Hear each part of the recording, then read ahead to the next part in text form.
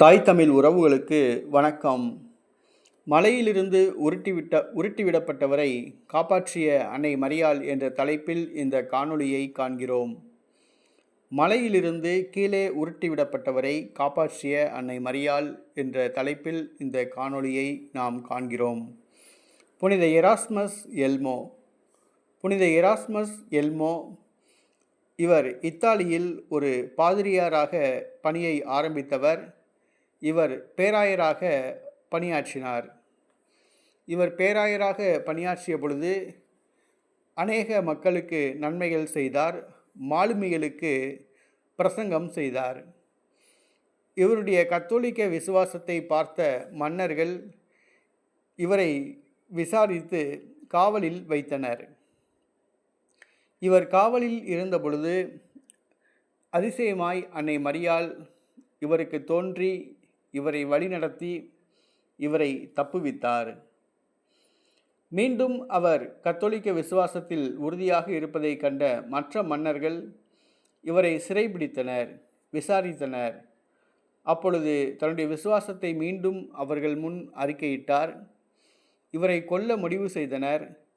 மலையின் மேலிருந்து எராஸ்மஸ் எல்மோ அவர்களை கீழே உருட்டிவிட்டனர். அப்பொழுது தேவதை உருவத்தில் தோன்றிய அன்னை மரியாள் எராஸ்மஸ் எல்மோ அவர்களை அதிசயமாய் காப்பாற்றினார். இவர் உயிர் பிழைத்து வந்த பின்பு கத்தோலிக்க விசுவாசத்தில் ஆழமாய் ஊன்றினார். கிறிஸ்துவுக்கு சான்று பகர்ந்தார். வரலாற்றின்படி இவருடைய குடல் அகற்றப்பட்டதாக கூறப்படுகிறது. இவர் வயிற்று நோய் பிரச்சனைகளுக்காக அவதிப்படுபவர்கள், குடல் நோய் பிரச்சனைகளுக்காக அவதிப்படுபவர்கள், தசை பிடிப்புகளால் அவதிப்படுபவர்கள் புனித எராஸ்மஸ் எல்மோ அவர்களிடம் ஜெபிக்கும்படி கத்தோலிக்க திருச்சபை வலியுறுத்துகிறது. இவர் 3ஆம் நூற்றாண்டை சார்ந்தவர். இவர் இறந்தவுடன் அடக்கம் செய்யப்பட்டார். இவருடைய மண்டை ஓடு ஜெர்மனியில் முனிச் நகரில் புனித பீட்டர் தேவாலயத்தில் உள்ளது. மற்ற எலும்புகள் ஐரோப்பாவில் உள்ளன.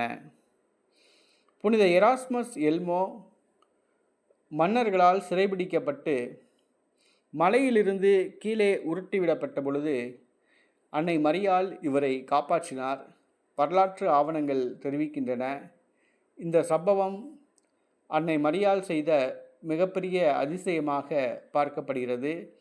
ஆச்சரியத்தை வரவழைக்கிறது.